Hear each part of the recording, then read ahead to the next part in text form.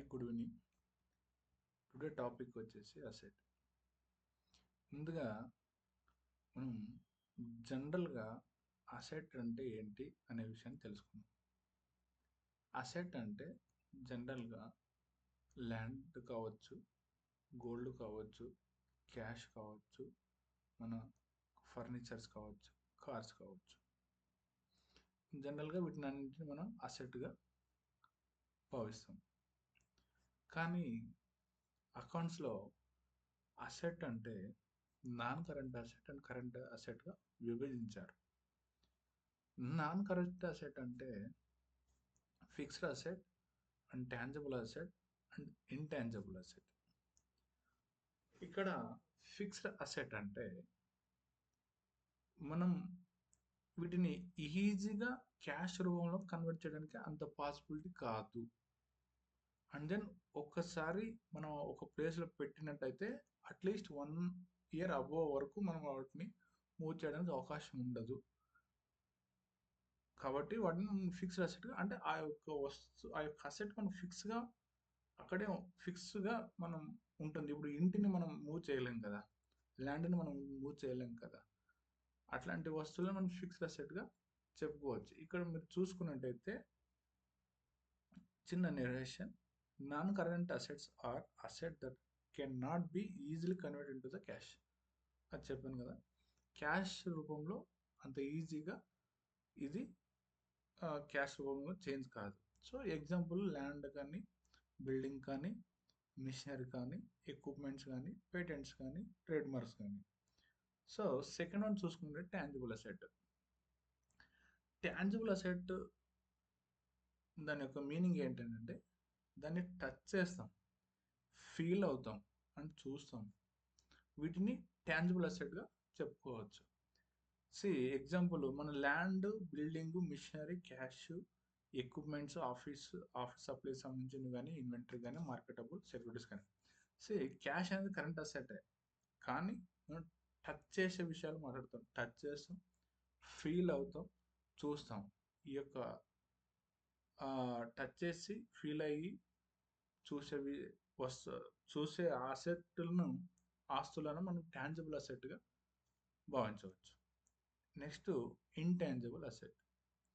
Intangible asset అంటే ఏంటంటే వీటిని చూడలేం. జస్ట్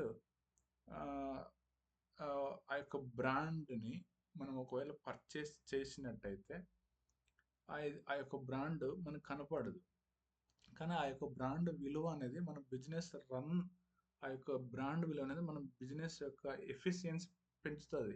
ఈ యొక్క బ్రాండ్ విలువ దాన్ని ఇంటాంజిబుల్ అసెట్గా చెప్పుకోవచ్చు.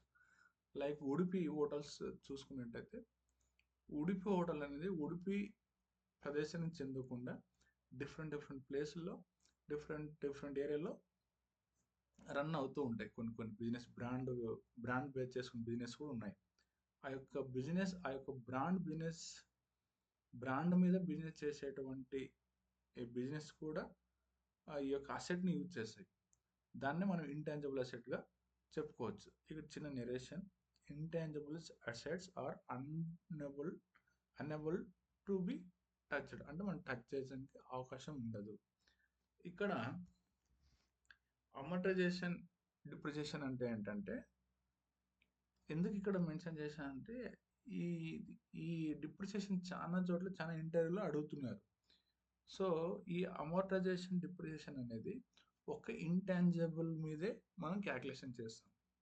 సో అమోర్టైజేషన్, డిప్రిసియేషన్ దేని మీద క్యాల్కులేట్ చేస్తామంటే ఇంటాంజిబుల్ అసెట్ మీద ఈ యొక్క అమోర్టైజేషన్, డిప్రిసియేషన్ అనేది మనం క్యాల్కులేట్ చేయడం జరుగుతుంది. సో ఈ అమోర్టైజేషన్, డిప్రిసియేషన్ టాంజిబుల్ అసెట్ కానీ ఫిక్స్డ్ అసెట్ మీద డిప్రిసియేషన్ చేయడానికి అవకాశం లేదు. సో ఇక్కడ కొన్ని మనం చూసుకున్నట్లయితే మూవబుల్ అసెట్స్, ఇమ్మూవబుల్ అసెట్స్ కూడా ఉన్నాయి.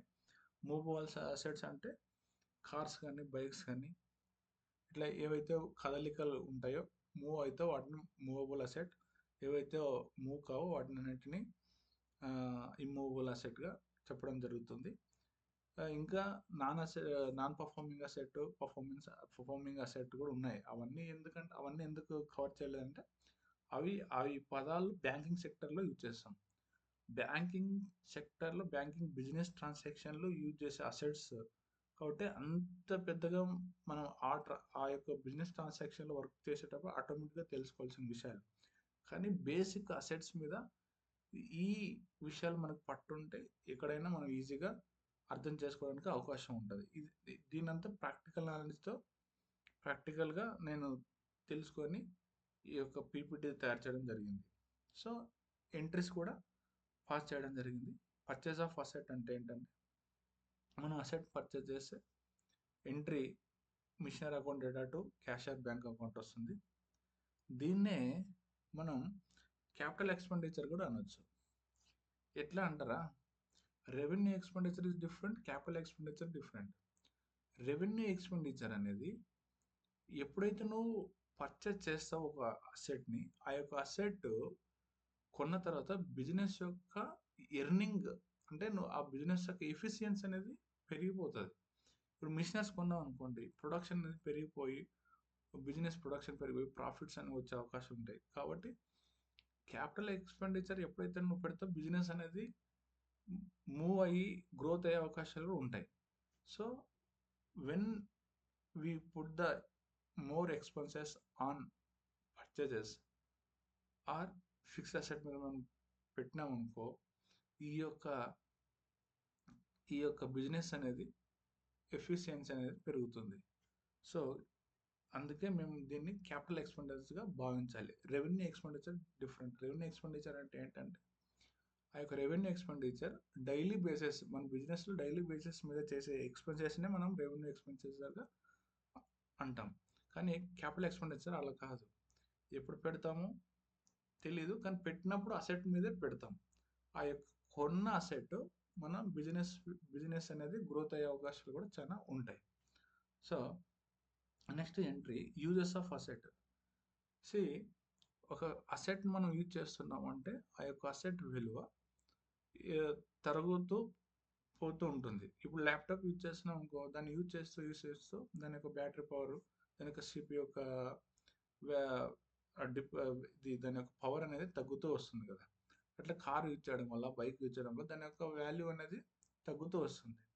అలాంటప్పుడు మనం జనరల్ ఎంట్రీ డిప్రిసియేషన్ అకౌంట్ డేట్ మిషనరీ అకౌంట్ అనే ఎంట్రీ పాస్ చేస్తాం. ఒకవేళ అసెట్ని సేల్ చేసాం అనుకోండి, సేల్ చేసే ఎంట్రీ ఏంటంటే క్యాష్ అకౌంట్ డేటా టు మిషనరీ అకౌంట్ పాస్ చేస్తాం. నెక్స్ట్ ఒకవేళ సేల్ చేసినప్పుడు ఆ యొక్క సేల్ మీద మనకు ప్రాఫిట్ వచ్చింది అనుకో, ఎగ్జాంపుల్ 1 lakh పెట్టి మనం బైక్ కొంటే దాన్ని డిప్రిసియేషన్ 10,000 లాస్ట్ ఇయర్లో పోతే మళ్ళీ అదే బైక్ 1,10,000 కమ్మినా అనుకో, అప్పుడు ప్రాఫిట్ వస్తే దాన్ని sale of profit and sale of అసెట్గా మనం భావించవచ్చు. దాన్ని క్యాపిటల్ గెయిన్ కూడా అంటారు. మీకు క్యాపిటల్ గెయిన్ అంటే ఏంటంటే ఒక అసెట్ మన దగ్గర ఉండి 1 సంవత్సరం కన్నా ఎక్కువ ఉండి దాన్ని మనం అమ్మినట్టయితే అమ్మిన దానిపైన మనకు ప్రాఫిట్ వస్తే దాన్ని మనం క్యాపిటల్ గెయిన్గా భావించవచ్చు. క్యాపిటల్ గెయిన్ ఏంటంటే ఎగ్జాంపుల్, నేను ఒక మొబైల్ ₹1,00,000 పెట్టి కొంటే అదే మొబైల్ ఒక 2 years తర్వాత అగైన్ 1,50,000 అమ్మినాను అనుకో, ఆ యొక్క వచ్చిన ప్రాఫిట్నే మనం క్యాపిటల్ గెయిన్గా అనవచ్చు. అంటే ఏదైతే ఫిక్స్డ్ అసెట్ అబవ్ 1 year మన దగ్గర ఉండి కొన్న దానికన్నా అమ్మిన ధర ఎక్కువ ఉంటే అమ్మిన దానిపైన మనకి ప్రాఫిట్ వచ్చింది అనుకో, ఆ ప్రాఫిట్ని మనం క్యాపిటల్ గెయిన్గా భావించాలి. సో ఆ entry machinery account date profit and sale of asset. Loss వస్తే loss and sale of asset account date asset account. ఇవి mandatory entries in the asset. ఈ అసెట్లో ఈ యొక్క ఎంట్రీస్ అనేది చాలా ఇంపార్టెంట్, మనం గుర్తుపెట్టుకోవాలి. మళ్ళీ ఈ యొక్క అసెట్లో మనం యూజ్ చేస్తున్నప్పుడు ఈ డిప్రిసియేషన్ అనేది జరుగుతుంది కదా. అంటే డిప్రిసియేషన్ అనేది ఏర్పడుతుంది కాబట్టి కొన్ని కంపెనీస్లో డిప్రిసియేషన్లో మెథడ్స్ ఉన్నాయి. ఆ డిప్రిసియేషన్లో మెథడ్స్ ఏంటంటే straight line method, reducing method, written down value method and diminishing method. Reducing value method, diminishing value method, written down value method మూడు కలిపి ఒకటే. Annuity method, depreciation fund method, insurance policy method, revaluation method, depletion method, machinery hour rate method. ప్రజెంట్గా నా practical ఎక్స్పీరియన్స్తో ఈ reducing method, WDV method, diminishing value method ప్రజెంట్గా చేస్తున్నాం. మేము ప్రాక్టికల్గా ఈ యొక్క డిప్రిసియేషన్ మెథడ్ అనేది యూజ్ చేస్తున్నాం. స్ట్రైట్ లైన్ మెథడ్కు డబ్ల్యూడివి మెథడ్కు చాలా చిన్న డిఫరెన్స్. స్ట్రైట్ లైన్ మెథడ్లో ఆ యొక్క డిప్రిసియేషన్ వాల్యూ అనేది ఫిక్స్డ్గా ఉండిపోతుంది. కానీ ఈ డబ్ల్యూడివి మెథడ్లో ఏంటంటే రేట్ ఆఫ్ ఇంట్రెస్ట్ అనేది డిప్రిసియేషన్ రేట్ అనేది ఫిక్స్డ్గా ఉండిపోతుంది. అంటే ఇక్కడ ఎగ్జాంపుల్ చూడండి, స్ట్రైట్ లైన్ మెథడ్లో 1,00,000 రూపాయ అసెట్ ఉందనుకో, ఈ ఇయర్లో 10,000 రూపీస్ డిప్రిసియేషన్ అయిందనుకో, దాని వాల్యూ ఎంత నెక్స్ట్ ఇయర్కి 90,000. నెక్స్ట్ ఇయర్కి కూడా ఆ యొక్క 10,000 డిప్రిసియేషన్ అవుతుంది 90,000 మీద. మళ్ళీ 19,000లో 10,000 వచ్చి 80,000. ఆ 80,000లో నెక్స్ట్ ఇయర్కి మళ్ళీ 10,000 డిప్రిసియేషన్ అవుతుంది. కానీ రేట్ ఆఫ్ ఇక్కడ డిమినిషింగ్ మెథడ్లో ఆర్ డబ్ల్యూడివి మెథడ్లో ఏంటంటే నువ్వు ఏదైతే 1 lakh రూపీస్ మీద 10% తీసేస్తే 10,000 రూపీస్ నువ్వు డిప్రిసియేషన్ చేస్తే 90,000 మీద మళ్ళీ అగైన్ నువ్వు 10% క్యాలిక్యులేట్ చేస్తే మళ్ళీ 9,000 తీసేయాలి. అప్పుడు 90,000లో 9,000 తీసేస్తే వచ్చిన అమౌంట్ మళ్ళీ నెక్స్ట్ ఇయర్కి ఫార్వర్డ్ అవుతుంది. అంటే రేట్ ఆఫ్ డిప్రిసియేషన్ ఈ డబ్ల్యూడివి మెథడ్లో ఫిక్స్, కానీ స్ట్రైట్ లైన్ మెథడ్లో వాల్యూ ఆఫ్ డిప్రిసియేషన్ అనేది ఫిక్స్. ఇక్కడ రేటు, ఇక్కడ వాల్యూ, అంతే తేడా. కానీ ఇవి రెండు మెథడ్లు చాలా చాలా చాలా ఇంపార్టెంట్. మేము ప్రజెంట్గా అయితే డబ్ల్యూడివి మెథడ్ యూజ్ చేస్తున్నాం ప్రజెంట్ వర్కింగ్ ఏరియాలో.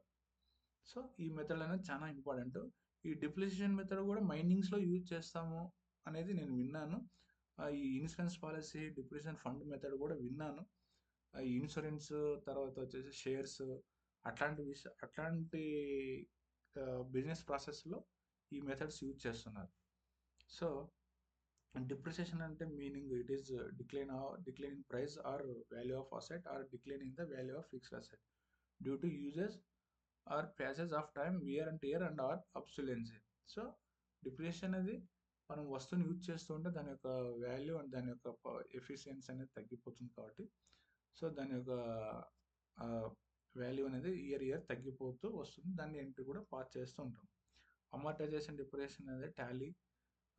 నీకు ముందుగా ఇక్కడ చెప్పాను కదండి, ఇంటాంజిబుల్ అసెట్లో ఈ డిప్రిసియేషన్ అనేది క్యాలిక్యులేట్ చేయడం జరుగుతుంది. ప్రతి ఇంటర్వ్యూలో అడుగుతారు. జస్ట్ మనం ఇంటాంజిబుల్ అసెట్ మీద ఈ యొక్క అమార్టైజేషన్, డిప్రిసియేషన్ అనేది యూజ్ చేయడం జరుగుతుందని చెప్తే కూడా చాలు. అండ్ దెన్ అక్యుములేటెడ్ డిప్రిసియేషన్ అనేది చాలా ఇంపార్టెంట్. అక్యుములేటెడ్ డిప్రిసియేషన్ అనేది ఒక అసెట్కి సంబంధించిన హోల్ ఇయర్, అంటే ఒక అసెట్ నేను ఈరోజు ఈ 2020లో కొన్నాను అనుకోండి, ఇప్పటి వరకు ఎంతైతే డిప్రిసియేషన్ అయి ఉంటుందో ఆ టోటల్ డిప్రిసియేషన్ మనం అక్యుములేటెడ్ డిప్రిసియేషన్గా భావిస్తాం.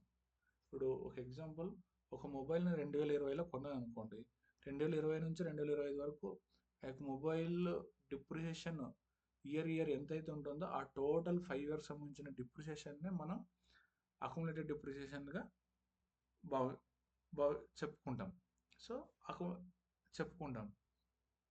క్యాపిటల్ ఎక్స్పెండిచర్ అంటే ఏంటంటే నీకు ముందుగా చెప్పాను, అసెట్ పైన ఏదైనా అసెట్ కొన్న తర్వాత అది అసెట్ 1 yearకు ఎక్కువ వచ్చిండాలి. అండ్ దెన్ బిజినెస్ యొక్క గ్రోత్ పెరిగిన గ్యారంటీ కాదు, కానీ క్యాపిటల్ ఎక్స్పెండిచర్ అంటే అసెట్ మీదే మనం పెడతాం. ఇక్కడ చూడండి చిన్న narration. Capital expenditure incurred for purpose of acquiring fixed asset which is initiate to be used for a long term for earning profit. అని ఒక అసెట్ కొన్న తర్వాత దాని యొక్క లాంగ్ టర్మ్ యూజెస్ అనేది ఉంటుంది అనమాట. దాన్ని మనం క్యాపిటల్ ఎక్స్పెండిచర్గా చెప్పుకుంటాం. క్యాపిటల్ గెయిన్ అంటే కూడా చెప్పినాం ముందే, అంటే ఒక వస్తువు కొన్న తర్వాత ఆ యొక్క అసెట్ నీ దగ్గర 1 year కంటే ఎక్కువ ఉండి 1 year కంటే ఎక్కువ ఉండి ఆ యొక్క నువ్వు కొన్న అసెట్ ఆ యొక్క వాల్యూ అమ్మే టైంలో దానికి డబల్ వచ్చిందనుకో, ప్రాఫిట్ వచ్చిందనుకో, ఆ ప్రాఫిట్ని మనం క్యాపిటల్ గెయిన్గా చెప్పుకుంటాం. ఇక్కడ ఈరోజు టాపిక్ అసెట్ ఎందుకు తీసుకున్నానంటే ఇన్కమ్ ట్యాక్స్ డైరెక్ట్ ట్యాక్స్లో ఇన్కమ్ ట్యాక్స్లో ఇన్కమ్ ట్యాక్స్లో ఐటీఆర్ 3 అంటే ఇన్కమ్ ట్యాక్స్ రిటర్న్ సంబంధించి దాంట్లో మనకి ఇన్కమ్ ట్యాక్స్లో 5 ఉన్నాయండి. Income from salary, income from house property, income from business or professions నుంచి, fourth one income from capital gain, income from other source. So ఈ అసెట్ నేను కవర్ చేయడం వల్ల ఇన్కమ్ ట్యాక్స్లో డైరెక్ట్ ట్యాక్సేషన్లో ఇన్కమ్ ట్యాక్స్లో ఐటీఆర్ 4 గురించి మనం తెలుసుకోవచ్చు అనే ఉద్దేశంతో ఈ అసెట్ చాప్టర్ అనేది చెప్పడం జరిగింది. అండ్ దెన్ డిప్రిసియేషన్ కూడా ఇందులోనే కవర్ అవుతుంది. డిప్రిసియేషన్ కవర్ అవుతుంది, క్యాపిటల్ ఎక్స్పెండిచర్ కవర్ అవుతుంది, క్యాపిటల్ గెయిన్ కవర్ అవుతుంది, క్యాపిటల్ అసెట్ కవర్ అవుతుంది. డైరెక్ట్ ట్యాక్సేషన్లో మనం income head, fourth head income from capital gain అనేది కూడా కవర్ అవుతుంది అనే ఉద్దేశంతో ఈ క్యాపిటల్ అసెట్ గురించి చెప్పడం జరిగింది. అండ్ దెన్ క్యాపిటల్ అసెట్ అంటే ఏంటంటే capital asset long term asset held by an individual or business used for generating income or investing purpose and typically not meant for immediate say resale. This asset can be either tangible or intangible.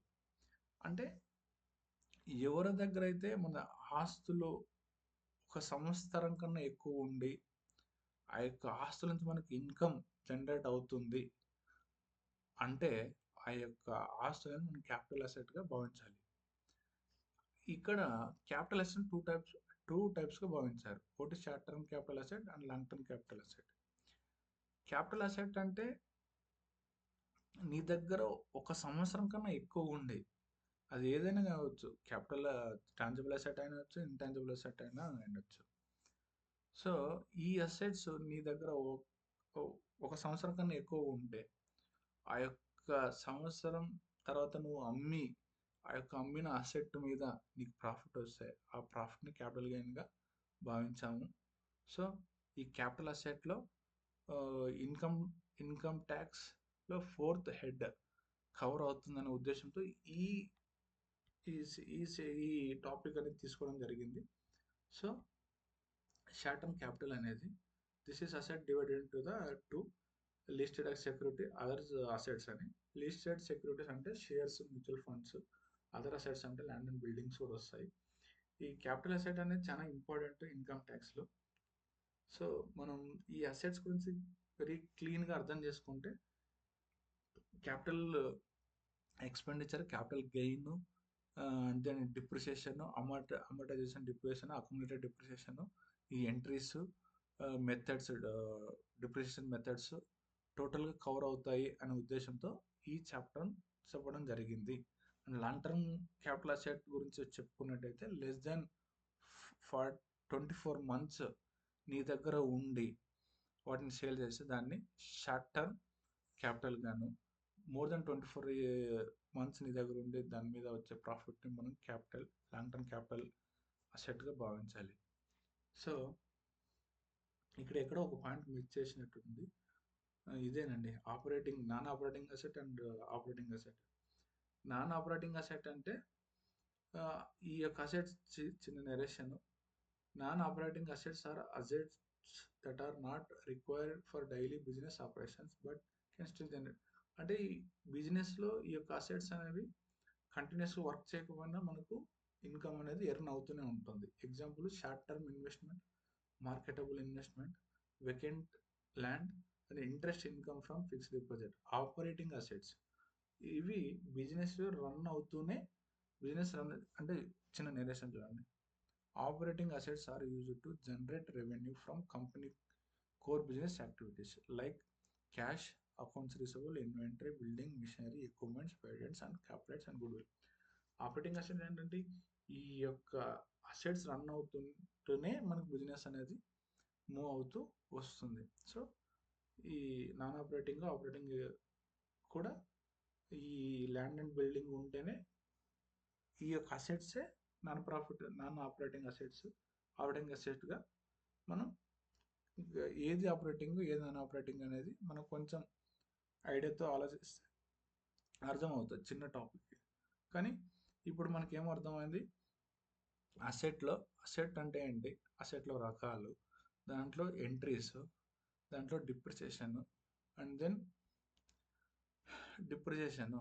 Capital capital gain, capital expenditure, accumulated depreciation, amortisation, depreciation cover అయింది. తర్వాత capital asset cover అయింది. ఎందుకంటే ఒక చాప్టర్తో ఈ 4-5 ఒక aspect cover అవుతాయనే ఉద్దేశంతో ఈ చాప్టర్ని చెప్పడం జరిగింది. అండ్ దెన్ చాలా ఇంటర్వ్యూస్లో క్యాపిటల్ ఎక్స్పెండిచర్ అంటే ఏంటి, అండ్ దెన్ ఈ అమోటైజేషన్ డిప్రిసియేషన్ అంటే ఏంటి, అక్యుములేటెడ్ డిప్రిసియేషన్ అంటే ఏంటి, అండ్ క్యాపిటల్ గెయిన్ అంటే చాలా ఇంటర్వ్యూస్లో ఎంఎన్సీ కంపెనీలో అడుగుతున్నారు. అందుకే ఈ ఈ యొక్క పాయింట్స్ ఎక్కడ రిఫ్లెక్ట్ అవుతాయి, ఏ టైప్ నుంచి మనకు బోర్న్ అవుతుంది నా ఉద్దేశంతో ఈ అసెట్ చాప్టర్ చెప్పడం జరిగింది. Thank you so much. ఏమైనా డౌట్ ఉంటే మీరు కామెంట్లో చెప్పండి. Thank you.